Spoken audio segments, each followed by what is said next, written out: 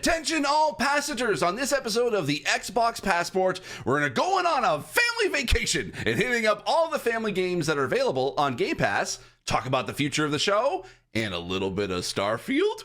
Ooh, fasten your seatbelts and let's take off.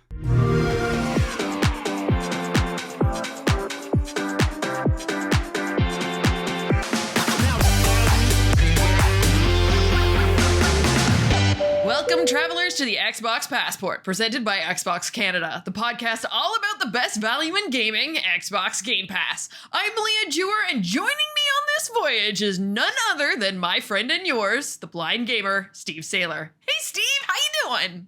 I just gotta say, I know, like Destiny and Bungie has a very big sort of Xbox kind of thing today. This is dating the episode already, but I just watched the final the showcase, and oh my god, I am ready for Destiny. I am ready for Destiny 2. That's how I'm doing today. Oh my god! And as you did in the pre-intro, introduced a little bit. I'm sure we're going to have tons of questions for you because you're playing a little game called Starfield. All right. Lucky. Before we get into that and introducing you to our guest today, a little bit of housekeeping before we get into the thick of everything in this episode. If you missed any of our previous episodes, you can catch up by listening on all excellent podcast platforms and watch the videos on Steve's YouTube channel. Check out our latest episode with What's Good's Games, Brittany Brombacher, talking all about co-op games. But for this episode, we wanted to highlight great games for the family. The games that are enjoyable at any age and also playable together. Be it collaborative or competitive, sitting on the couch together, or convening over Xbox Party Chat at a distance. Gaming can bring people together. Considering this topic, you know we had to get a dad to bring along for the ride, right? Who better than our favorite Canadian gaming dad who's always looking fly, Matthew Rodina, aka Dapper Tux. Hey, Dapper, how you doing? Oh, thanks, guys. What an intro. Thank you guys so much for having me. You know, the tuxedos are all packed up, so we're ready to go. We're ready for a fancy road trip down the family co-op gaming road. Love it. All right, we want to get to know about you and obviously have the listeners and the viewers also get to know about you and what you do. So give us the 411. Yeah, so I do all sorts of fun stuff, gaming related. So first and foremost, lots of gaming, lots of writing and creating content around gaming. So you can catch all of my writing via dappertux.com. I also write for Best Buy Canada, Mobile Syrup. So yeah, lots of different writing, lots of cool, fun experiences. Feel free to give me a follow at Dapper_Tux on, get ready for it, Twitter, Threads, TikTok, Instagram. What else is out there these days? I feel like the world of social media continues to grow by the moment. But I love that you still call it Twitter because we ain't calling it an X around here. Oh, yeah, now it's X. That's right. I am an X-Man. I like that X-Man. Bad. Dang it! Now I kind of like it. All right. So I all miss of Larry us the now are Bird. mutants and like using that superpower. Yeah. Remember the fail whale? Oh yeah, I remember. I missed the fail whale. That was great. Yeah. We'll never see him again. No. It's too bad. It's too bad. Yeah. All right, let's get into the icebreaker question. And this is going to be a doozy. We prefaced you on a bunch of stuff about this episode, but not this because we wanted to catch you off guard, right? Because that's what we do here. Yep. Yeah. No idea.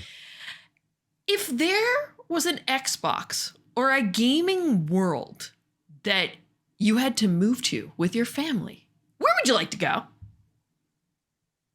Oh, well, I think the instant answer for my son is Minecraft. I mean, he just loves it. And the things that he's built for us, it could just be like, I could ask him, oh, well, here's like a Frank Lloyd Wright famous architecture book. You want to build that for the family, multi-million-dollar mansion? And yeah, he'd have a lot of fun building. And I would have a lot of fun in the infinity pool that he'd be able to build for us. So you know what? When we were thinking of this question is like I didn't even think about that. I'm like, yes, of course it would be like Minecraft would be kind of like the perfect world to be able to move a family to.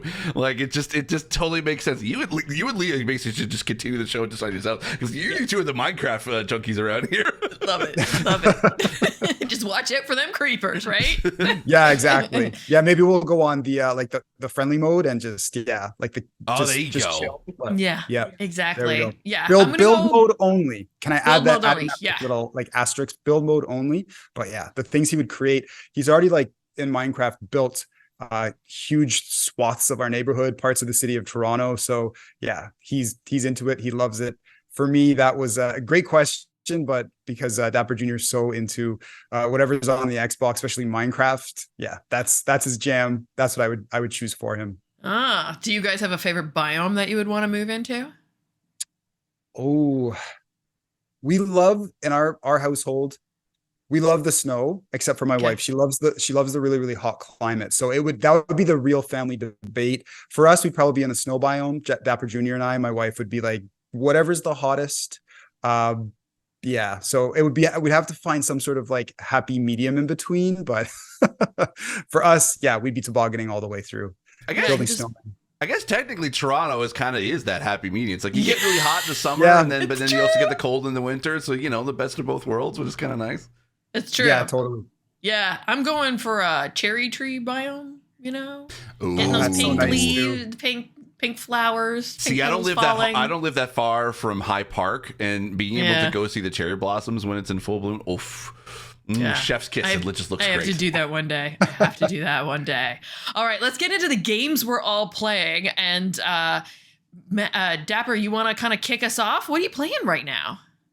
Oh, I'm all over the map. So for me, it's a little bit of Madden, NFL 24. So that's what I'm playing with Dapper Jr. a lot right now, as well as Fort Solis, Immortals of Avium. It's just we're getting into that busy gaming review season. So I'm trying to like wrap things up, especially before we're getting ready for the megaton drop of Starfield. Some might call it like the intergalactic drop, which is yeah. So I'm trying to really clear out clear the path, clear the way for that game. So luckily this is a 2 Xbox household. So it's one of those things where with Starfield, I know I'm going to be using playing it quite a bit. We'll see if Dapper Jr. takes to it. I know it's a more mature game, but he'll be like running Minecraft and probably Madden. And then once Starfield hits, come September, yeah, that's where I'm going to be ready for liftoff, and hopefully have him come in for some parts of it too, just to check out whatever more, I guess, family friendly things there are to check in that game. But pretty sure it's either T for T or M rated, but either way, I'm there. Yeah, hopefully you can build a starship together. Yeah, that's what I'm excited about, like shipbuilding. Sometimes with more mature games, like I'll do that where it's like, I know this game is a little bit on the mature side, but I know there's components of it where they're okay. Like, and I'm hoping the shipbuilding is one of them. Maybe not the ship piracy so much, but no, just the construction.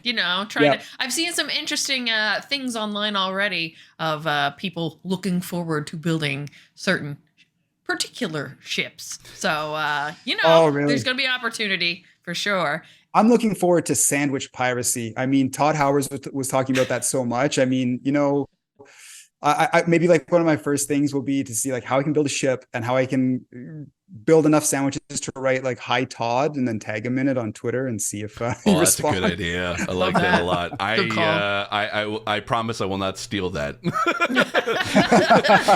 Yeah, speaking, you're the only one with the game right now. So Steve. Well, okay. Before we get into that sort of meaty topic, Leah, why don't you talk about the games that you're actually, Fort Solis.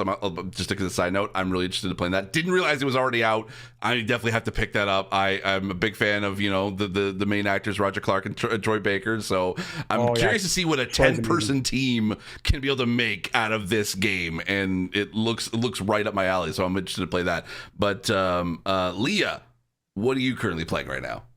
So currently playing, I'm actually done because this is a snack of a game, but a very, very appetizing one at that. And I say that with full puns intended because Venba released a few weeks ago, and it came out to many platforms, including Xbox Game Pass.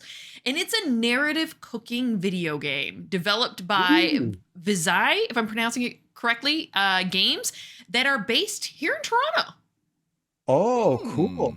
Would you say the content is appropriate for a 9-year-old, or does it like turn around with like very mature, kind of like the Bear themes of like cooking, but like life as well getting in the way? Yes, yeah, but I think it's still totally approachable for children as well, because it tells the story of a Indian family who moved to Canada.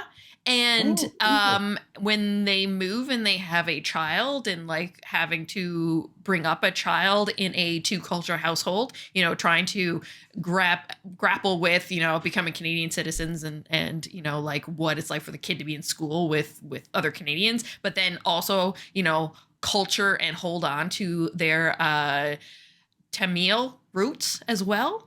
And a lot of it, and it's all based through cooking and food and how that kind of like brings their culture forward. And yeah, there are some more mature themes in it, but I think that's really kind of driven through like what you read into it as well, especially, you know, those of us adults that are kind of watching through. Like, they don't straight out say some stuff, but they allude to things, right? But cool. yeah, very interesting. Yeah, according to the Xbox Game Pass app, which you should all download because you can be able to check out all these games and install them to your console and play them directly on there. It is rated T for teen for blood, use of tobacco, and violence. That's what it says. Mm-hmm. Yeah, and the violence is there, but it's not like full blown fighting. But yeah, it's very interesting because you play as Venba, the name character. She's an Indian mother, and kind of like her trying to bring her culture to her child and keeping it there with her family. And it takes place over about 30 years, and kind of the evolution of this family as they, you know, are living here in Canada and then also traveling back and forth between that and India. And I love the like puzzle mechanics in how they teach you, and also how they kind of coax you through learning the mechanics and how to cook the meals. Because there's a lot of stuff about Indian culture too that I don't know how a lot of these food types are made. So having the opportunity to be guided and learn that way is really fascinating. Us at Girls on Games, like, we're constantly talking about food. Like, it seems to be like we've even talked about making a Girls on Games cookbook because we're that obsessed with food in our crew. That'd be dope. So yeah, getting the chance to learn another culture's cuisine is just fascinating through game mechanics. The art style is gorgeous. It's like very, very well written. The music beautiful as well. And like I said, it's like a snack of a game because it took me like an hour and 45 minutes to finish. I suppose if you want to like... As a gamer dad, I love those because sometimes it's just like, here comes this game and it's a 150 plus hour commitment. It's just like, oh, well, I don't know about that. But yeah, snackable games, like really rich story, connections to food and culture. And yeah. Hour 45. I think I'm gonna probably check this out this evening. Yeah, I essentially like heard that it wasn't super long, and I was like, great. Saturday morning, my husband's at work, the dog has been walked, I got my cup of tea, sitting with my blanket, and like comfy mode, hour and a half, hour 45 minutes. And I was like, this is just right. I love that. Nice. Amazing. Yeah. Cool. So yeah, that's what I've been up to, along with, you know, multiple other games that I'm still playing. Diablo, still playing Tears of the Kingdom, all the usual, you know, as we have a deadline coming up because there's another super large game entering the atmosphere. Steve? Okay. Steve, what are we in for? All right. So I have to preface this by saying, because we're breaking a bit of the fourth wall here, is that we're recording this at least a week before the review embargo goes up, but this episode will go out after all the reviews have gone up for Starfield. So I will have a separate review for this on my YouTube channel, specifically guided towards more the accessibility of it.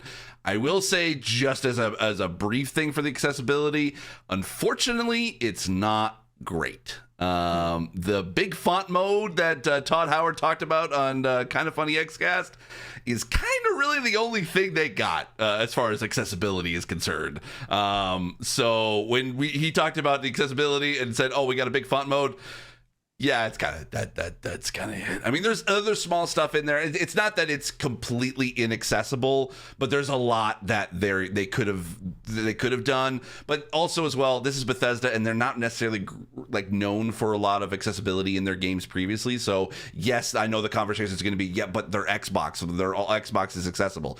It doesn't mean that necessarily that Bethesda Game Studios is also going to be accessible. So with this, it's just hopefully they can be able to add in more as they go. But for right now, the accessibility, not too great. That being said, though, I freaking love this game. Like I have been a sort of a casual Bethesda RPG gamer. I played a little bit of Fallout 4, played a tiny bit of Skyrim, but I can never really get fully into the Bethesda RPG. And let me tell you, this is as Bethesda this Bethesda RPG as they can make it, but set in space. And this is exactly the thing that I wanted, because I think they coined this term. It's NASA punk. It has that vibe. I love that. Yep. It has that vibe pretty much everywhere, and it had like, and you can obviously choose, like, you choose like as your character creator, which is very in depth. You can be able to like do a lot of different sort of styles and different types of characters. And I don't know how it is compared to other previous Bethesda games, but there's a lot you can be able to customize as far as your characters look and stuff. But also you get to choose like your kind of like your profession, I guess, in a sense. So I went with, I'm a Star Trek Taylor, fan. maybe? Huh? Sorry?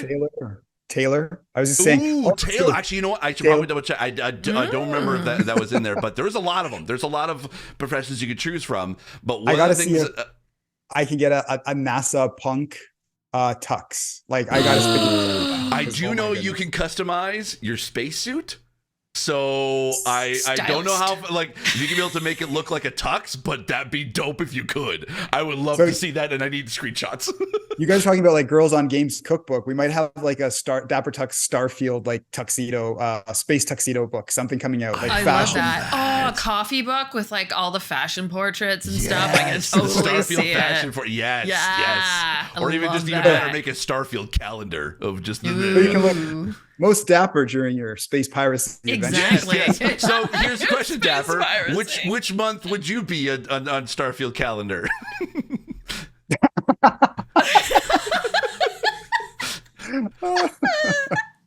No, I'm serious. What month would you be? I guess I'm gonna have to go. Did you ask me or did you ask? Yeah, I'm asking you. Okay. What would for me, your month?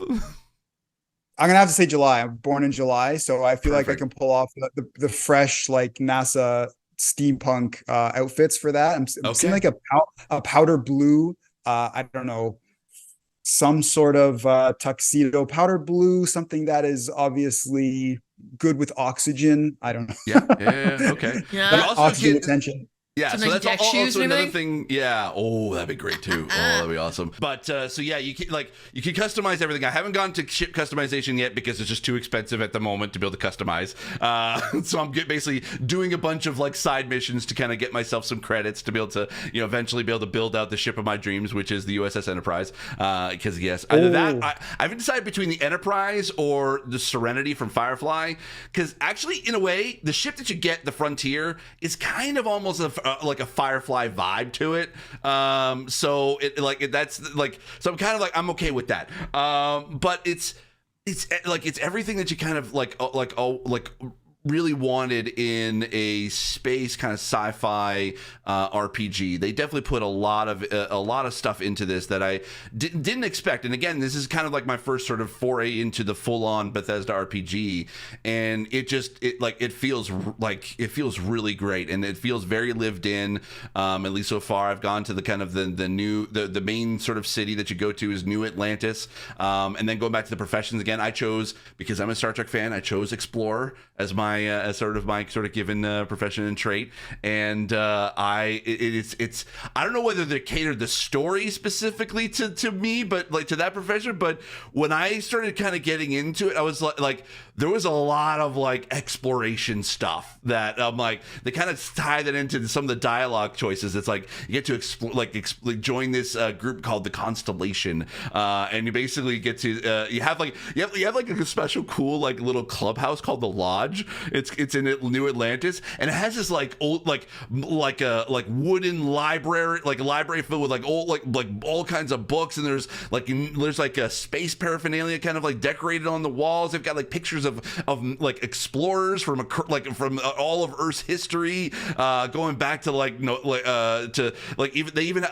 didn't recognize everybody, but I recognize there's a Neil Armstrong photo in there that's really cool. Whoa. You can go to the moon. You can go to like Earth and the moon. So the Sol is like a solar system you can go to. I did land on the moon, but I have yet to be able to try to find where the Apollo 11 is. I don't know whether that's added on there or it's just it's all procedurally generated, but I'm determined. I want to be able to find the Apollo 11. Hopefully I might have to sort of look up an IGN guide if that ever happens, but there's a whole reason why that they basically that you not a lot of humans live in the solar system anymore. So you'll find that out, and that's a little teaser for the story. But it's very much like you're encouraged to explore, but also from what I understand, like it kind of caters a lot of to what you want to be able to do. So if you want to become a Crimson Fleet pirate, you can totally do that. You can be a bounty hunter.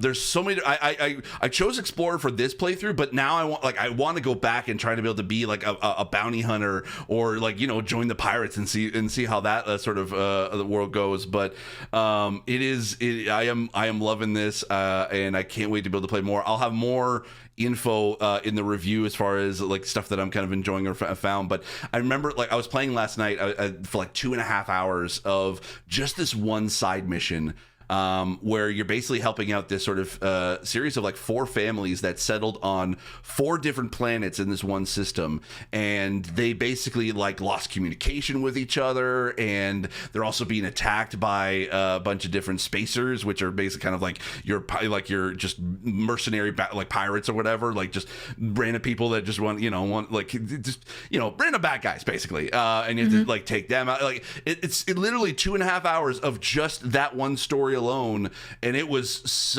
I enjoyed it. Like I'm not usually a huge side mission kind of guy. I'm like, give me the main story, give me the golden path. I'll generally go to it and maybe explore a little bit here and there with the side missions. But with this one, it just turned into like this really cool like little mini story, and it's just as Bethesda can do, and it kind of it ties in. There's so much the richness to everything that you can do. I will say the one thing I was kind of disappointed as far as the mechanics and as far as the general is concerned, if you're expecting a No Man's Sky type thing where you're flying up from the ground and going into space, and then you basically plot your course, and you can be able to go into flying through the different systems.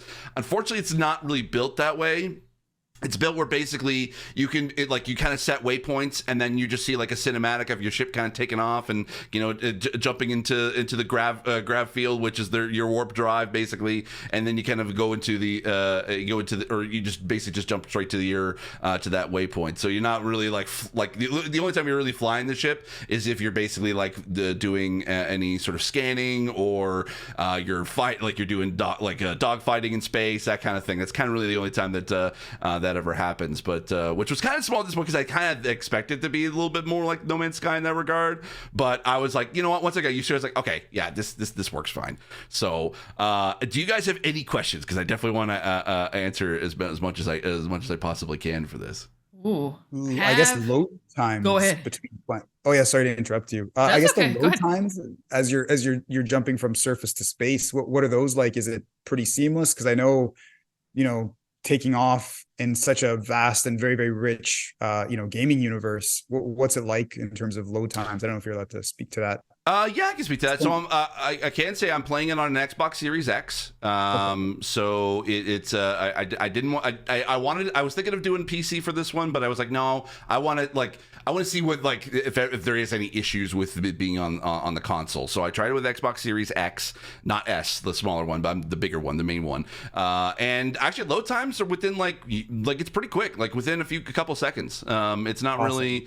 It's not really that super. It's super long. Anytime it's sort of like a quick little jump, it just kind of goes to black, and then just like within like 2-3 seconds, it will kind of jump you to where you need to go. Or if it's a little bit of a longer load, then it will just kind of come, has a little bit of a loading screen with a little kind of like little tidbit about the world or the history or a little tip or whatever. But yeah, load times are pretty okay. I haven't really noticed any slowdowns. I haven't noticed any lag, any frame skipping, or just anything that kind of, the camera kind of is a little bit wonky if you're going in from like if you're in third person mode, and it just sort of like sometimes the camera can kind of go into a bit of a wall. But like it actually is pretty seamless jumping from third person to first person, because you have basically 3 modes. There's like first person, and then there's over the shoulder, and then there's full on third person. Okay. And you can I thought it was only 2. It's Yeah. pretty cool that there's 3. Wow. Yeah, so and that's also you can go into first person in your ship too, so you're in your cockpit, or you can go third person and basically you can see your ship fully as well. There is no third sort of a view of that. But yeah, when you're on the ground or when you're like seeing your character, yeah, there's 3, and you can just hit one of the menu buttons, and you can just kind of just switch it between at any given point. And yeah, like I said, I haven't noticed any. I had one bug, but it's fixed by the day 1 patch, where I had one bug where basically all of everyone's hair kind of like disappeared, and basically everyone was bald for like a minute. But all it took was just me to reboot the game, and then just and start, and everything was fine. But yeah, so that was load times seems to be, technically it seems to run okay, even though it is running at 30 FPS. This game is loaded with stuff to do. Mm-hmm. How do they bring you through learning the mechanics and introducing you to all the gameplay elements? Because like I'm obviously super intrigued by like the base building and that kind of stuff. Story mode's gonna be great, all that kind of thing too. But like Right. That's a lot of things to learn. How do they bring you through that? So this is where I think, I don't know if anyone's like if any reviewers are going to criticize this, or mostly just players, but it does start a little bit slow, so that it can get you used to the controls and what you're doing. So it's basically like there are some tutorials, but there are stuff that is a little bit, you kind of have to figure out for yourself. I think probably the criticism I think a few folks will probably have for reviewers, and this is a criticism I have, is that there's no mini map, and also there's no like surface map. It's sort of like Is that intentional though? Because you are an explorer. Who has created the map? But also, it's like if you're in like a city like New Atlantis, you kind of hope that there's actually like a path, like you can figure out the path to go or where you need to go. But it doesn't have that. Like the surface map is kind of like this sort of it's just a blue screen with a bunch of dots that have like sort of like a topographical sort of feel to it, and then there's just waypoints throughout the whole thing that you basically just kind of select. So it's a little bit difficult to kind of like figure out the mapping system and waypoints and stuff like that, because you can't just sort of just like set a waypoint and then that you can be able to go to that. Like some buttons, like you'll press and you accidentally kind of like go into your ship instead of going like fast traveling. It's like it'll take you to like it's weird. Like I'm 10 hours in currently, and I'm still figuring out the map or like how that all that works. So I think that as far as the onboarding, it gives you enough to kind of get you going, and then also gives you a little bit of info to go along when you kind of open up space, like sort of like your shipbuilding, and then your outpost building a tiny bit. But you just kind of basically have to figure it out as you go. They do have like an on-screen sort of legend for what buttons to be able to press or what buttons do which, so you don't have to, you're not gonna be lost in that regard. But for the most part, it starts slow intentionally for that. Speaking of the HUD, actually, it's great you brought that up. Just thinking back to Fallout, do they have those percentages that come up, percentages to hit, like in terms of like various body parts? Is that a thing? There is not necessarily percentages, but it is like it's basically damage dealt. And it's kind of like and they do have like a health bar that appears above every enemy's heads, and you can basically see like their shields. They have a shield bar, and then they also have like their own personal health bar. And you can basically tell like whenever like you do the critical hit, they'll have like a little message that says crit. And it does it kind of gives you DPS numbers, but that there's no VAT system. Let's just say that. Okay, gotcha. Yeah, cool. So I guess the VAT system's kind of like in the watch, I guess, this time around. So Which the looks watch, so cool. the watch you don't really interact with the watch really. It's kind of like none of those things. You're just kind of looking at your watch and then you can see everything. Your watch basically is your little compass that's on the bottom left-hand corner, that little circular compass thing that also gives you like your O2 levels and your ship or on your suit, what planet you're on and stuff like that. That's all in that little compass area. That is essentially what what is on your watch, and you can actually get the watch pretty much right away at the beginning of the game. That's kind of like your new the new thing that gets added into it. But welcome to the club. Welcome to the Constellation Club. Sweet watch. Ooh, there you go. See, very dapper. Yeah, very they do have very a watch. GQ. They do have the collector's edition watch. You could probably get that, if you wanted to. But like that's I don't know how if it's sold out anywhere or whatever. But they do have an actual official watch you can be able to get, which is pretty cool. But it looks neat. You know, it's a kind of a sci-fi looking watch. Nice. Yeah, it's I can't wait. I know that obviously reviewers are in now. There's a lot of people out there who are speaking to the fact that they're playing. There's going to be the earlier access for the folks who purchased the higher end editions. Yes. And that's the 1st of September.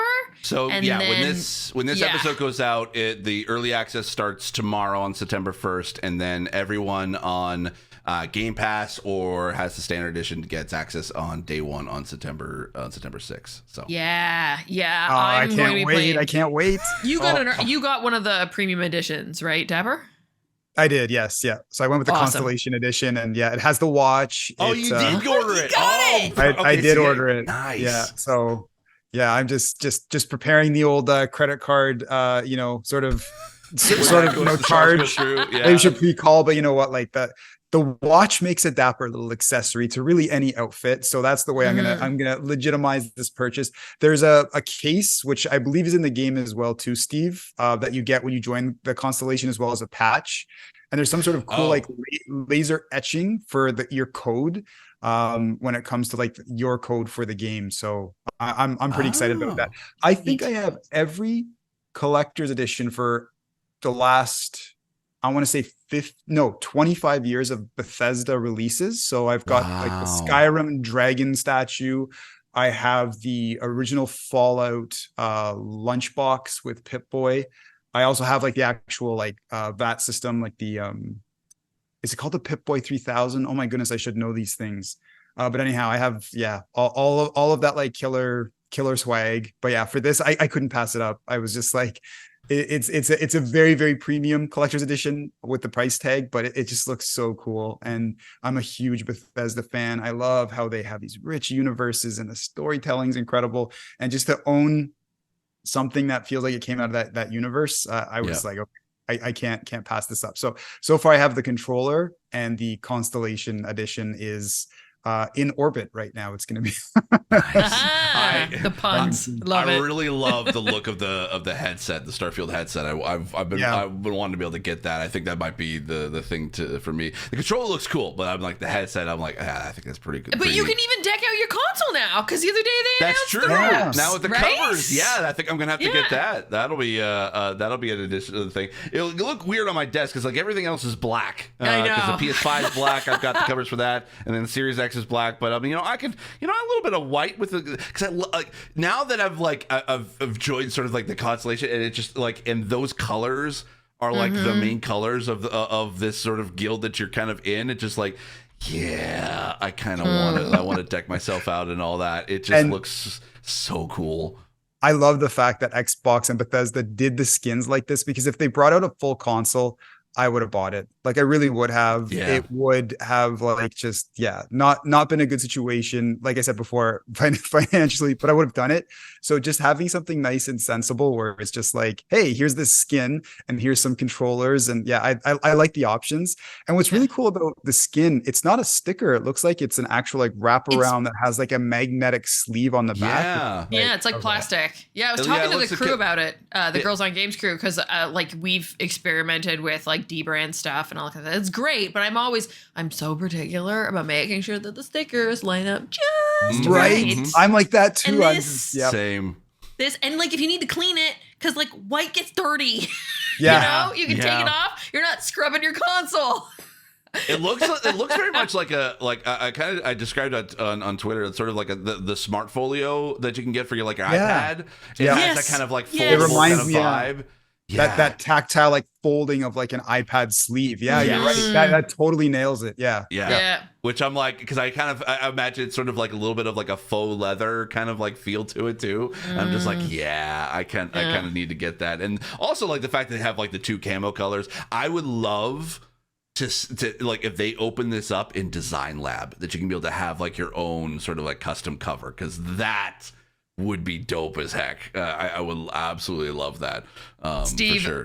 On the podcast the other night we were recording, I was talking to the crew about it, and I was like, I need one of those iridescent controller versions in the cover. Because, like, I want everything matte black, or it needs to have chrome, or iridescent, or, some sort of chromatic shift in it. Like, I am that, like, ridiculous when it comes to it's either got to be slick black or really obnoxious. And I would love one of those, like that purple controller they came out with. The blue and the purple shift one. Yes. Oh, I would love that. Or imagine with this constellation or the Starfield wrap. Imagine like if you turned it off, it was glow in the dark, and then you got like star systems and that. That would be crazy. I hope that's like now like a hidden feature that we don't know about yet. If Starfield like it kind of glows in the dark, because I need that. Oh, that would look so dang cool. That would be so cool. Oh so my gosh. cool. I don't so know. cool. Yeah. So, but yeah, like unless you guys have any other questions about Starfield, like in conclusion, like for me, I'm really liking this. I mean, here's the thing: like with me in RPGs, it's hard for me to be able to play. For the most part, because there's a lot to do, and you kind of there's a bit of an overwhelming factor to it.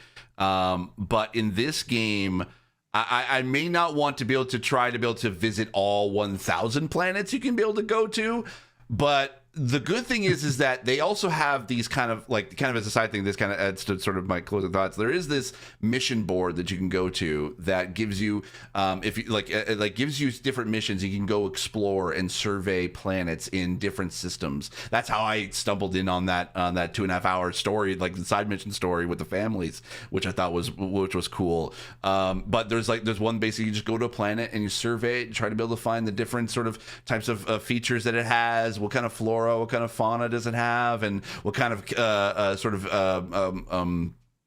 materials it can be able to like have. And you basically just trying to be able to find it doesn't take you long. It's not like you have to scan the entire planet, or like you can basically just jump to basically 2 different places on the planet to try to find everything. But it's enough that I'm just like it fits that explorer in like that space explorer inside me that I've had ever since I was a kid, and I just want to go and just find like the little like a little dot that's often like on the map somewhere that hasn't been sort of discovered yet, and I want to go there and just just to see what's there and just see kind of like the landscape. And I want to build out like an outpost on the like on a moon somewhere, and just like you said, like collect all the different things, because yes, I have found a few sandwiches already, which is great. They're already in my inventory ready to be able to like because I'm gonna build like a little separate cargo hold just for sandwiches. And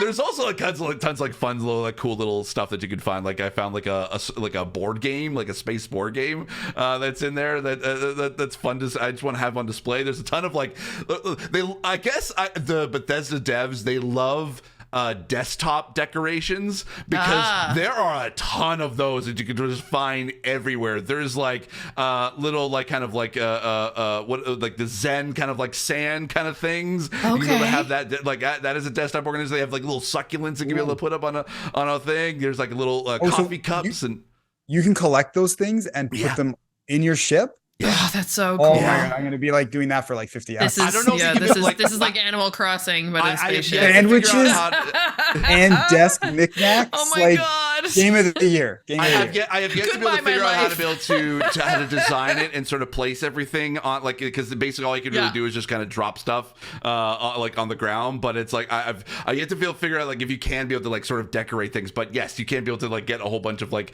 decorations and stuff that and you can just kind of just put in, like, you can just drop it in a ship and they stay there. Like I dumped a bunch of stuff because my pack was overloaded and I became unencumbered. So I was like, okay, I'm just gonna dump a bunch of stuff, and I put it in a corner in my ship somewhere. And I go back to my ship, it's all still there. Like, it's all just still sitting there. That's so cool. Collection of junk just sitting there. Yeah, I have, like, my little junk corner of stuff until I get, like, I was like, I'll deal with you later until I get, like, a proper cargo hold for this thing. But See, I'm the crazy type of explorer where it's like, I'm over encumbered. Do I leave this oxygen tank behind, which I critically need, or this, like, really cool little tiny desk ornament? Desk ornament's coming, oxygen, we'll roll the dice. Yeah, exactly. Exactly, We'll play yeah, that game. Play that game. Yeah. To bring it back around to this week's theme being family games, Dapper, do you think Dapper Jr. is going to be interested in this? I know obviously it's rated higher than for children, but Yeah. I think at a certain point when you start to kind of hit the ebbs and flows of certain games, and there's just like exploration points, you might be able to find, I'm hoping within Starfield and things like that. Again, I can't recommend playing T for teen games or M for mature games with kids that are too young, but for something like Starfield, I don't know, there just seems to be so much like of a Star Trek, Star Wars side to it. And my son and I are huge fans of that type of space exploration, very much so, just like Steve is. So it's one of those things where it's like, I think we'll be able to sneak in a few sessions here and there, especially when it comes to his love of Minecraft. And I'm sure that's going to translate over to, something like shipbuilding. So yeah, I'm super excited. He's going to definitely be, he really likes character design too. So I'm sure, like Steve talking about the depth in terms of, like, even as you're just setting up your character in Starfield. Yeah, I think there's going to be a lot of, like, hooks to bring us both in. And then when I explain to him, like, you can find stuff throughout the universe and, like, decorate a desk and pirate sandwiches. I mean, I think that'll be fun for him. But yeah, where he's going to definitely get some sessions in with that, with Starfield. Maybe I won't jump into any quest lines I don't quite know the outcome of, but yeah, I think we're going to be definitely checking out some space into the Starfield together for sure. fantastic. So while we wait and Steve actually boldly goes where no man has gone before, let's get into talking about some of the family games that are curated within the Xbox Game Pass universe. I don't know, Steve, you brought it up earlier, and I'm not, like, it's not something we've really talked about too much on the show, which we should, is the app that's involved with Xbox Game Pass, iOS and Android, where you can go in and kind of peruse through, all the games that are available. You can set it up so that it auto downloads and things like that. But one of the things that I really appreciate about the Xbox Game Pass app is that you can go through and they have categories, and they have a fantastic, a family-friendly category, which is one that, I think is great to be able to go in and have a curated list of things are going to be approachable. And I know a lot of the games that we're about to speak to are in there. And then when new things pop up, you can, and if you want to know if it's family-friendly, it's the easiest way to go in and kind of check that out. So, let's start getting into the weeds of that, because there are so many games that are ready to play with younger members of the family, friends, anybody really, that are approachable and tons of fun. Let's start with the big one that I think both Dapper and myself are absolutely obsessed with, and I'm slowly bringing Steve along for the ride, which is the universe of Minecraft. So, obviously, approached right off the bat, it is directly, it's kids. It's made for kids. Kids love it. They love everything about it. Dapper, you and your son play this, like, religiously, right? Totally. And then with Minecraft Education Edition, and just there's so much with math and spatial thinking with Minecraft. Like, you can't say that games can't teach you. They can teach you so much. It's absolutely incredible when I watch how my son can conceptualize something, even if he's just having fun and, like in survival mode, running for his life. But when he's in build mode, the things that he just will come up with within 10, 15 minutes, be like, hey, Dad, take a look at this. I created Penny, our little chihuahua, like in Minecraft. It's like, oh, awesome. Or as I was mentioning before, buildings or even our neighborhood. It's just so much fun. It's like virtual Lego, and it's really so much fun to watch, your child play a game like that, build within it. Like it's so popular for a reason. Love Minecraft. Yeah, and you can play it like the OG Minecraft. I'm pretty well anything right now, which is great for kids because, you don't necessarily want to give a super young kid like a high-end iPad or anything like that. You can give them the Xbox controller. You can give them an older iPhone. You can do whatever you need to, right? So that they can jump in and play around and play with their friends too. Yeah, most definitely. And stream it as well. That's another cool feature as well too. That, really cool with that. And in the same vein of like within Minecraft, I have to bring up one of my favorites, Minecraft Legends. Yeah. I love that game, as well as Dungeons too. Sorry, Minecraft Dungeons. I kind of like look at it as a way to get my son into the dungeon crawlers, because we're not at the Diablo 4 level yet. Cool. That's a little spooky for a young one. Oh boy, little bit much for me, and I'm in my 40s, so like but in terms of that, like dungeon crawling and exploring things in a very like PG way, and playing, whether it's couch co-op or with other people online, we absolutely love that. We play so much of that game. It's incredible. So I really enjoy that as well too. The Minecraft like universe is just expanding in so many different ways, and it's super exciting.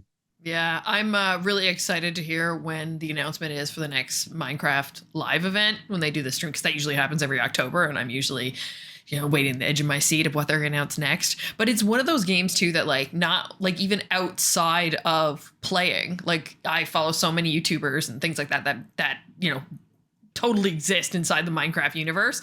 And when I'm at like parties where there's other kids and things like that, more often than not, when the kids start to like settle and chill out a bit, they might be watching Minecraft videos on mobile devices, right? So like they're gone beyond just playing. They're just constantly absorbed in this world.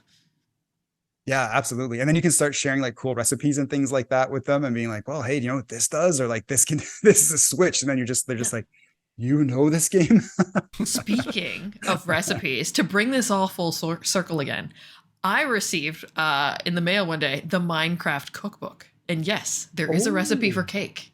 So I'll be making that sometime soon. But yes, all these different recipes totally inspired off of Minecraft, including this bread that has like all different squares with like different stuff on top, so that it's like looks different colors and things like that. Phenomenal. So cool.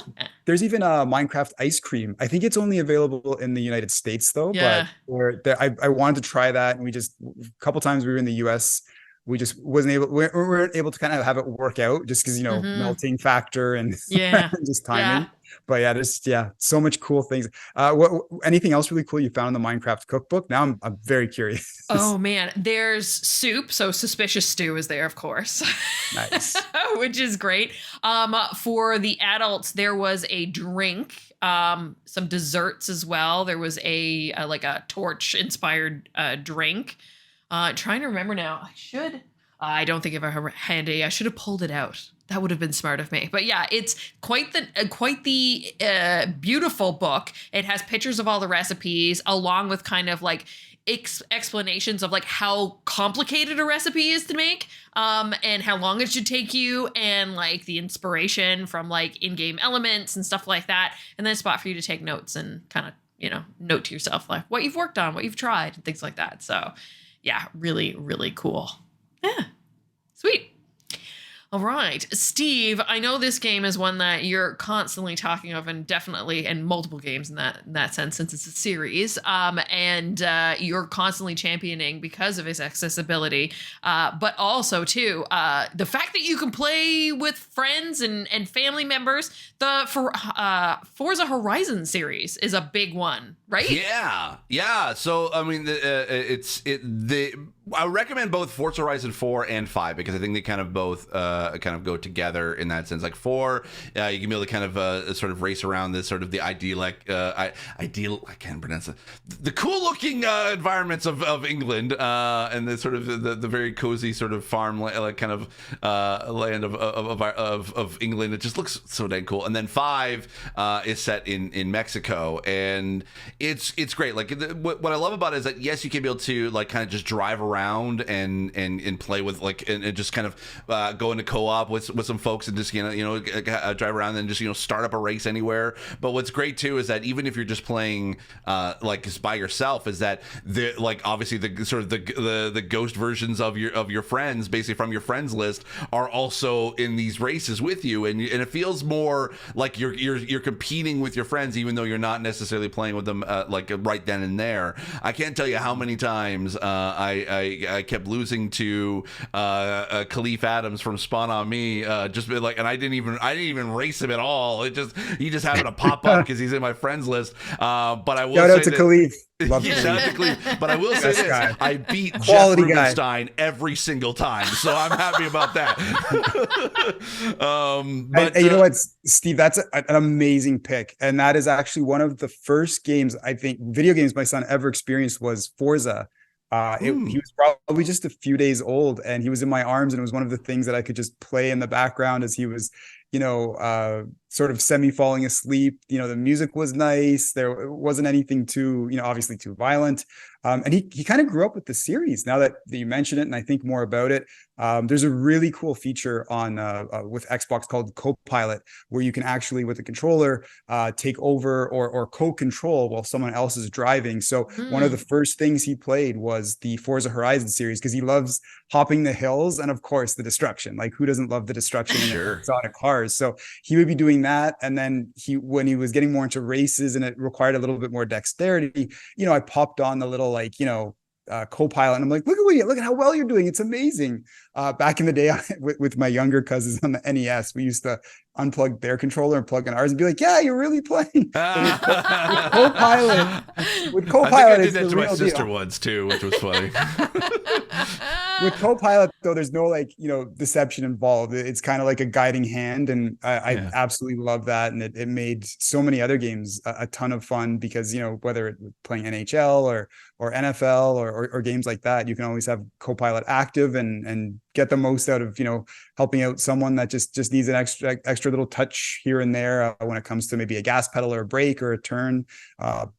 Throwing a touchdown pass, but now though he's much better than I am, so there you go. Yeah, well, maybe the roles will start to reverse, and maybe he'll start to helping you out while you're racing Copilot. Like, look how good you're doing. But I love Copilot. I mean, it is built as designed for accessibility in mind, because it's sort of designed kind of to help with even with those who have the adaptive controller. There's been many times I would sort of like as a show, whenever I would get asked to sort of to showcase how games can be played, I would actually kind of just quickly remap the controls where if you're playing with an adaptive controller and to showcase that, I basically would put acceleration and brake on the giant AB pads on the adaptive controller, and then have a separate just regular Xbox controller, and just have the steering and everything like that on there. And it's great because it basically just combines multiple controllers into one, and the fact that Xbox kind of sort of helped to pioneer that, and obviously shout out also to accessibility for PlayStation. They're also going to be able to have that capability just kind of built in into their system as well. So it's really become a really great feature. But I love that you brought it up, because without having me sort of talk about, because it's you talked about it as a feature. That's why accessibility is great for everyone, because it could do exactly as you had it, where it's hey, you want to play games with your kids, but it's just they can't really handle the controller, but just give them one or two buttons to be able to push, and they could be able to do. You can do that, and you can just handle the rest, and you're playing together. That's the whole point, is that you're playing together, and I love that. When more people are gaming, we all win, right? And sometimes maybe there was an intention for accessibility or another purpose for something like Copilot, but I mean, if it allows a father and his son, or a younger gamer be able to experience something sooner, or someone who is differently able be able to actually access the game, it's amazing. It makes me so happy. And that's what we're here for, right? It's the common passion with gaming. We love games. They bring joy, happiness, sometimes fear, depending on what you're playing, right? But being able to have more people experience a game in any capacity, if the controller buttons can be remapped, if the text is bigger, or there's deeper things happening, they need to happen. Everyone needs to be playing a game and experiencing this joy. For sure. We take for granted sometimes, especially those of us, like the three of us around this table, who have had a controller in our hands for 20, 30 years, 40 years, yeah. That we take for granted the fact that we know, we know, and we have the hand-eye coordination. We understand the computing, but that's something that a child has to learn. And they're going to have to learn that through many other different input devices as well. Because, even I remember, using the internet for the first time, getting introduced to a mouse, thinking about space at different levels and imagining and understanding the complexities of a 3D space when it's not actually 3D. You're just kind of trying to wrap your brain around that because you're just seeing an image on a screen, right? And it's those kind of functionalities too that makes it more approachable because not everybody has had the experiences we've had. And, I have many folks who've come to me over the years being like, I'm really intrigued by these things. Actually, one person in particular, Jason Rockman, came to me and was like, these phenomenal Marvel and superhero games are coming out and I want to play them with my son, but dual stick controllers, like what do I do, all these buttons and stuff? So you want to make it in a way that's approachable so that they don't feel too intimidated, and just dying all the time or crashing all the time sucks. So if you can have this way to kind of coax them in, young or old, so that they can feel appreciative and also feel rewarded in their experience and have fun, then, these things are great. And eventually, they can lean off the amount of assistance they have, and then they're off to the races and doing it on their own and playing as they like and getting to enjoying it as well. So like kids, accessibility, folks who haven't played before, like it's good all around. Yep. Agreed. Absolutely. Right. Oh, well said. Yeah. We're Canadian, right? Hey. So we'd be remiss if we didn't talk about hockey in some sort. Right? So let's get into EA Sports, because I know, Dapper, this is a big one for you, especially with your son playing through sports games, NHL and Madden. So how do you make this approachable for him? Oh, well, for him, I think early on was just using the NHL 94 controls. So the more simplification with those controls. Mm-hmm. But like you said before, just kind of like scaffolding that knowledge of the control.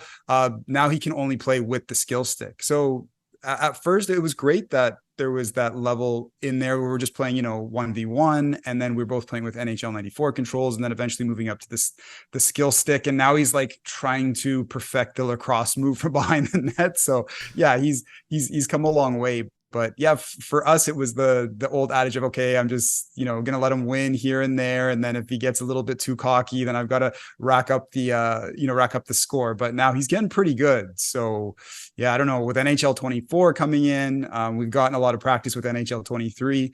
Yeah, he's getting really, really, really good. So in terms of making it more accessible for him, at first I used a little bit of the Copilot with the skill stick, but we ended up going back to the 94 controls, and then he was just like off to the races. So, but yeah, that you got, like you said before, you got to mention hockey. He's super, super into it. He plays it in real life, plays it, can't wait for NHL 24 to come out.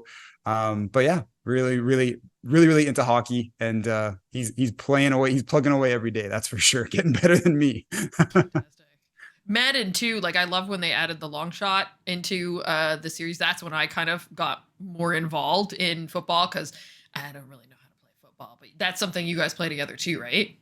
Yeah, we play. I think we're more of an NHL family, but yeah, he's been playing Madden and learning quite a few like plays and things like that. So it's pretty one button in terms of the play calling now, which is great. So I guess there's that level of accessibility and ease of use.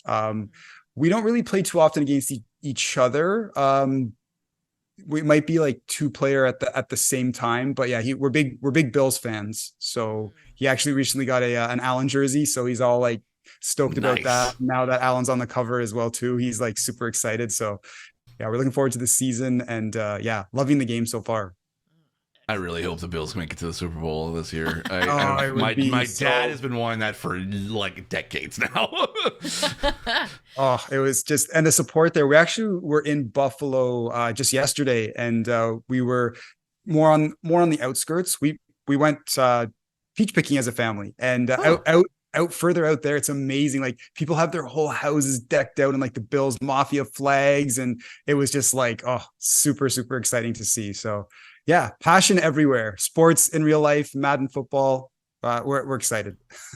Nice. Let's take a tour to the play chest as we start talking about toys. Because, you gotta have the mashup of the toys, the ultimate mashup of the toys, the Lego that meets the Star Wars, and you put them together, and you get Lego Star Wars, the Skywalker Saga. I mean, like, there's not like there's a match making heavy any better than this for kids, right? Oh, and I know, so Steve, good. you guys, like both of y'all, you're huge Star Wars fans.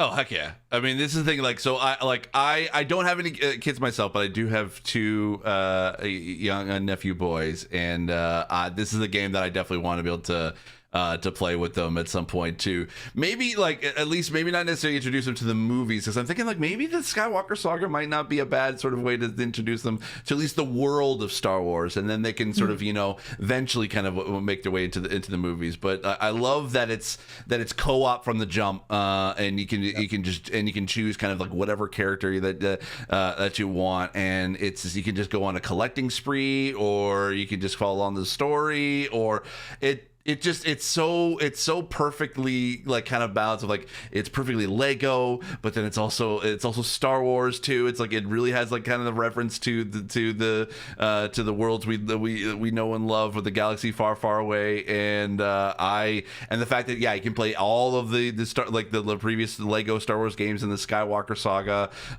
like it's like all 9 movies into it. It's really cool. There's so much to do in that I think it's like perfect for just kids to kind of just jump in and just like really get deep into a game like that. Yeah, for family gaming, it checks all those boxes. Yeah, you're 100% correct. Yeah, from the co-op to just like the violence, but like it's cartoon violence, so it's really not that bad. But yeah, love that game. We played a little bit of that as well too. I find that we go back more into Minecraft Dungeons after a while, or just Minecraft in itself, but that's a fun one as well, especially like you were saying before, if you're trying to introduce someone to the Star Wars universe. Oh, like what a way to do it. It's just so much fun. Yeah. And then of course you got Hot Wheels Unleashed, That one, I'm like, little cars to life. That hits the inner child in me. Like that, just because it's like I had those orange tracks and a ton of Hot Wheels that I would just sort of like set up as my own tracks. I never had enough of the orange tracks to be able to kind of make a proper sort of like course that I always wanted to. But like I had just enough to kind of like make myself like kind of a racer of some sort. But the fact that you can be able to do like this is like the game that I would have wanted as a kid, 1000%. Like a first person view, as if you're in the car, like almost like you're on the track, like you're at track level, you're at like that sort of size, and it's just and you can also design your own tracks too, which is like it's so perfect. And I that's another game that I can't wait to be able to introduce to my nephews as well. Talking about toys and racers, I think one of the most played DLCs, was it Forza Horizon? Yeah, the Hot Wheels one. Yeah, the Hot Wheels one. Yeah, there was a Hot Wheels one, and there was the Lego one. The Lego Yes. one, we both like played, my son and I, like hours. Because what was so cool about it is that there's the regular collectibles, but then you can actually like unlock those like Lego McLarens, and the Lego McLaren, which was like the cover car at the time, that and served being the actual like Lego final unlock car. We unlocked a whole bunch of other things, but when we got that, it was just like, oh yeah, it was jubilation in our household. That was such a cool DLC. That, and as you mentioned before, Steve, Hot Wheels. Oh, I love when Xbox does those cool crossovers. Oh, and another one, Sea of Thieves. We love playing Sea of Thieves. And when the Pirates of the Caribbean hit, we're big Disney buffs as well too, and how you can like kind of play through the game, but the game in itself is the like actual Disney ride. Oh, that was so well done, so well executed. So perfect. Yeah, some of the DLC add-ons that are connected off of base games on Game Pass, holy moly, just the best. So and there's the Monkey Island. Yeah, that well, one. too. Yeah. I can't remember what date that is. I feel like it's No, it's already out. It's already out. Oh, okay, gotta check that out. Yeah. Sweet. I can't wait to play it. I want to go back and replay the Monkey Island games first before I jump into the just to kind of see like what homages and what sort of like little Easter eggs they had from those games and include that in there, because I think, oh man, they go so full in. Like one of my favorite stories that I heard about the Pirates of the Caribbean one is that they not only took the same like recorded voice lines that they used for the ride that were recorded way back in the 50s, but also they actually used the same microphone and the same equipment to record new lines for the game, and it's to make it seamless as if it was from the ride itself. And it just like that attention to detail and the fact that they were able to do that from the Disney, like that corporation with Disney, I'm like, yes. And I got to see what they did with Monkey Island and it was it LucasArts was that they made the original games? Remember? I think so. Yeah, I believe. Yeah. So, LucasArts right. for Monkey Island. Yeah. So I like it. Sea of Thieves. They knock it out of the park. That's what. And I'm not saying that just because I'm crediting the game. I'm just saying that because it's a great game. It's great. It's a great work. It's actually, I think that DLC, we love Sea of Thieves, like the base game, but that was one of the first games that I actually brought down like a TV from the second floor of our home and hooked up another console so that we could actually like dual screen and play at the same time. It was like our first like quote unquote LAN party. So he did get his own Xbox account and he still has that. He's very proud of it. But you know, it's so easy to like set up an account, make sure that it's like locked down for kids. So like him and I were like the only friends. He'd accept an invite from me, and we were, you know, chasing that horizon before we knew it. But the game was just so awesome. We had so much fun. It was just like, okay, if I'm sailing on the big screen, and then you're going to be like on my ship as well too, and just having that second TV. Oh, we were like just talking like pirates for months at a time. Love that. Love that. Before we get into some games that are not traditionally co-op games, Dapper, you mentioned this game, but like this has caused rifts in my house. So I don't know how you're playing this with your son, because this is all out war when we play Overcooked 2. Oh yeah, that's a good like relationship tester. That's a good communication one, because but yeah, he's really into it, and it really is, you're right, an exercise in patience. But yeah, all of us play. And when we were talking about before about accessibility, games like that where it's a little bit more of like a 2D experience, like a point A, point B, but with some really cool mechanics mixed in, it's so much fun. But yeah, like it board game night in our household gets very, very hotly contested. So you can imagine, like the funny comments fly when we're playing Overcooked. That's for sure. But we love that game. That's one of our like, you know, family favorites. I would say, one of our family favorite Xbox Game Pass games right now. Lovely. But like you said before, you want to make sure that the people that you're playing with, though, there's a good base relationship there. It's really going to get tested. So true. Yeah, it can get heated pretty quickly. Let's talk about some games that are not traditionally co-op, that still, I think, you can kind of convert into a co-op experience by either passing the controller back and forth or just enjoying it together with somebody. Steve, talk about A Short Hike, because I know that's fairly new to Game Pass. Yeah, so this was something I'll admit I have not played as of yet, but it kind of popped up when I was sort of researching for this episode of what kind of friendly games we can be able to talk about. And A Short Hike kind of came up. It just launched on Game Pass recently, and it's basically like, the way I kind of describe it, it's you play as like a little bird. It's kind of like you're a little child bird, and you're kind of in this like island that just flying around, and you're kind of doing like little tasks here and there. You can go fishing, you can interact with sort of the townsfolk and stuff like that, and you can basically just kind of like it seems like such a very chill kind of game that it's not co-op or multiplayer in that sense, but it feels like it's kind of like what you're talking about with Venba earlier, and like it has that kind of like a chill kind of like vibe that you can just sort of pick up and play in like one session. And it is family friendly. It is a like rated E for everyone. So that might be something that might worth checking out. Just, you know, also helping, you know, support some indie devs out there, putting some great stuff on Game Pass, and, you know, little gems like that. Like, that's what this show is for. It's like little kind of like things like that. Check out A Short Hike. I'm actually curious to be able to check it out myself. So yeah. Yeah. I've got one also too, unconventional when you think about like family friendly games, but totally approachable and different in how it does its storytelling, is Unpacking. Have you guys played that?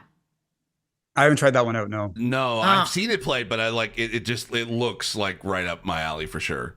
Yeah. So this game kind of takes you on a journey of a person's life as they move from place to place to place, going from like your childhood bedroom to university to adulthood, so on and so forth. So like you recognize items that you travel with throughout the years, and how your like the character's personality changes and their interests change and things like that, and what becomes cherished to them.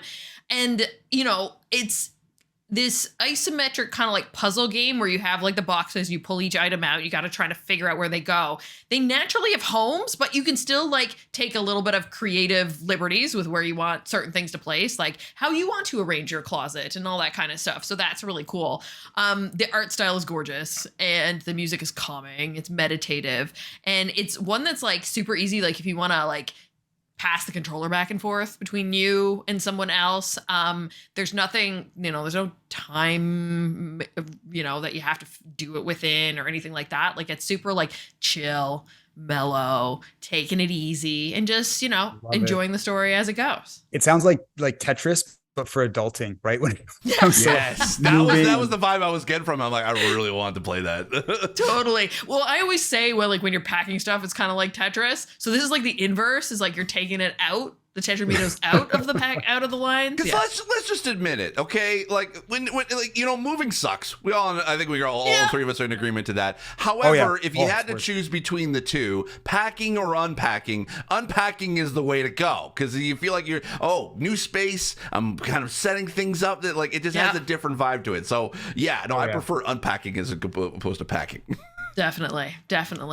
And, you know, considering we're all older now, children, families, things like that, the opportunity for us to be able to show younger folks what we grew up on is definitely something that Game Pass gives us the capability to do, as there is the Xbox 360 catalog, a fair number of games. So like some of my favorites that like I would love to introduce when the opportunity comes and I have a child, Banjo-Kazooie, Banjo-Tooie, Viva Pinata. Dapper, I know Viva Pinata holds a special place in your heart.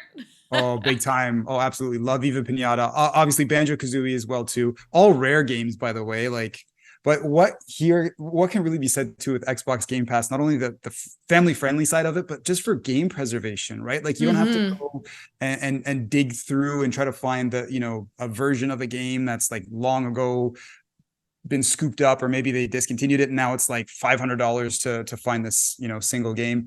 Absolutely love the fact that we can go back and look at Banjo-Kazooie, and you're making me think now about like what games we should start going back and like. I have a running list of like films we need to experience as, Dapper Jr. hits a certain age, but it's the same now with games, and Game Pass allows you to go through some of those classics. Like, even when GoldenEye came out, I was freaking out. Like, he couldn't figure out like, okay, he's like, this doesn't look like Fortnite and the graphics are like, but I'm just like, no, like this was amazing. I have like the N64 guide for this when it came out in like the late 90s. And he was very supportive, but he was like, watch me like, okay. All right, but I do love that. I love when you can just kind of go through those walks down memory lane in a family friendly way and experience some retro games like that. It's also a bit of a dagger through the heart. These games that I experienced felt like just yesterday. We're now calling retro, but such is life. We go back and experience, and Smile and get older. We're getting older. Yeah, that's it. But it just means more good games to come. One of the big things that we have to talk about too, considering we're talking about gaming with families, gaming with younger individuals, is safety and trust. And Xbox really puts that in the forefront. There's tons of options, tons of apps, tons of ways to make sure that you're protecting your family and things like that. Dapper, have you partaken in any of these things to be able to make sure Dapper Jr. is safe online? Well, in terms of just the levels of security, like there's always the safety chat, of course, right? Like just not giving out personal information, address, etc. So that's always the first way to go. And then what's really cool about the Xbox ecosystem is that you can lock everything down, like in terms of communication and purchases and things like that. So we haven't had any run-ins in terms of, playing games that we shouldn't be playing, thanks to a lot of the parental controls that are within the Xbox ecosystem. And it gave me the confidence to, be able to set up his own account. Again, whenever he's playing a game, though, we're always in the room with him while he is playing that game. We always want to be facing and having that screen facing us, just in case, invites and things like that do come through. But it's been amazing. He's been gaming on Xbox now ever since he was born, right? Like he plays on other platforms as well too, but it's really cool how Xbox does put a lot of these features at the forefront. And as a parent, I'm very confident, for him to be able to play on the platform safely and have fun. Yeah, what I love too is that Xbox not only is very cognizant of making sure that that parents know what their kids are playing, but then also that they can be able to not necessarily control what they're playing, but at least be able to kind of know that a little bit of protect them essentially, and that Xbox does have that capability. And I mean, they have a ton of different stuff that you can be able to sort of lock things down, but then also know exactly who is your kids are friends with on Xbox.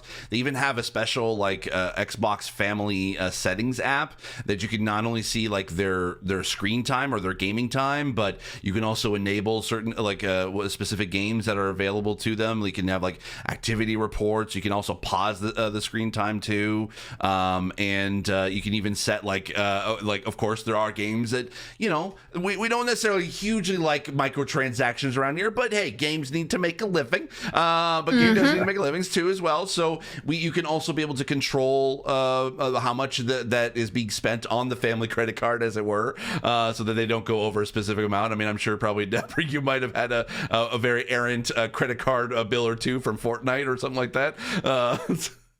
Thanks to Xbox, no, but I mean, we've heard horror stories. It's great too, because I read away as soon as purchases for especially Fortnite skins, there'll be cool ones that'll come out and it'll be like that. Can we get this Miles Morales one, or can we get this one, these Star Wars one? I'm like, yeah, let's just go ahead and order that.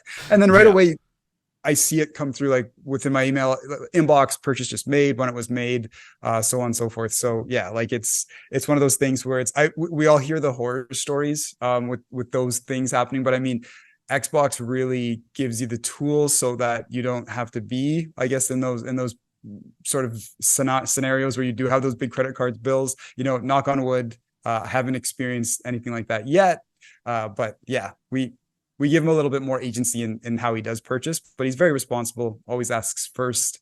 But if that wasn't the case, you could lock things down. But you can, yeah, because you could also set a little, they even call it setting an allowance for kids too, that they have a little bit of money in sort of their account, but they can't sort of go over unless they ask their parents to be able to add more if they need to. But as every kid, asking for allowance, that's always a thing in and of itself. But yeah, well, the currency around my household is, like many others, I'm sure, is V-Bucks, and of course skins. Sure. Yeah. But I mean, I want them too, so it's kind of okay. Yeah. And then we're gonna get that skin. Yeah, totally. And that's also another thing too, is that even obviously with the current sort of I don't think it's rumors, but sort of the current the talk about that they will eventually add a family plan into Xbox Game Pass, and so that will open it up so that more family members can be able to enjoy the Game Pass subscription together. Very similar to having your own user on whether it's Netflix or Disney Plus or whichever, and they can have their own sort of you can also set up your own cater experience. We don't know what specifically will be in the the family plan as of yet, but I'm certain that Xbox is very cognizant about like the child safety and making sure that not only just like for that kids can be able to like can be protected online, but again, yeah, just sort of that parents know what their kids are playing, and that's another thing too. Like Leah, like I know you, like I mean, both you guys are very big fans of Minecraft and Minecraft education. Like when you mentioned like privacy, like kind of that sort of like what you can share online. I love that Minecraft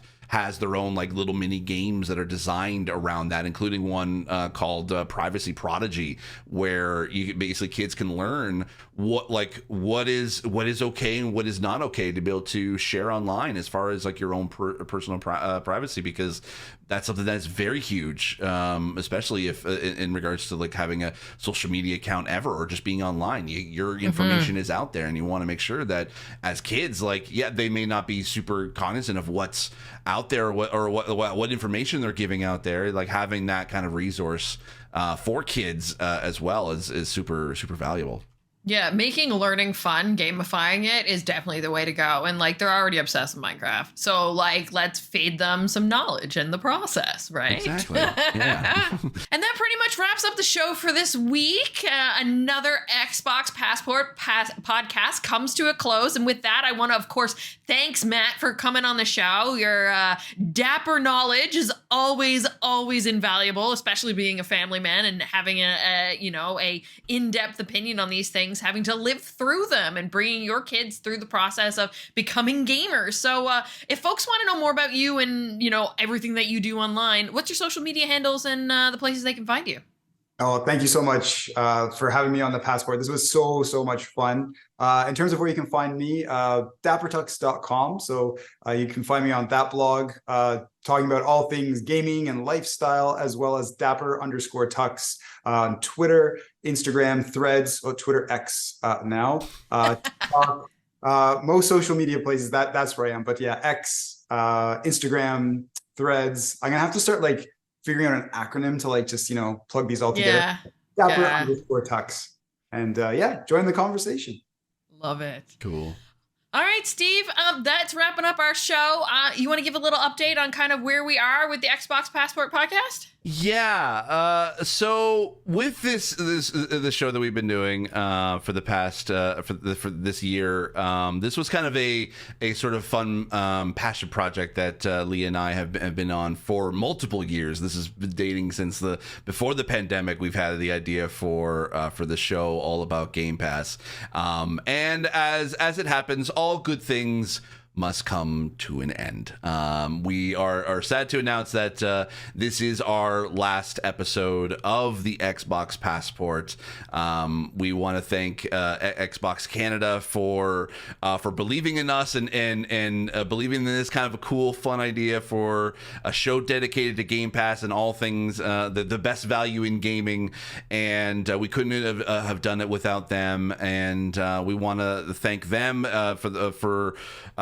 for doing that, but also we want to thank our previous guests on the show, obviously like Dapper, Brittany, Paris, including Naomi Kyle right from the very beginning, and now former Xbox ambassador Larry Herb as well. We want to thank we want to thank everybody for believing in us and trying out the show of ours, and that doesn't mean that we're going to be done. There's always cool stuff kind of in the works for all of us, and we not to say that we may not be back again in some form. The good thing is that this show is owned by us, so it's not going to go into some sort of vault somewhere at Microsoft and never to be seen of again. You can be able to check and watch previous episodes and check out all the games that we talked about and mentioned on this, all about Game Pass.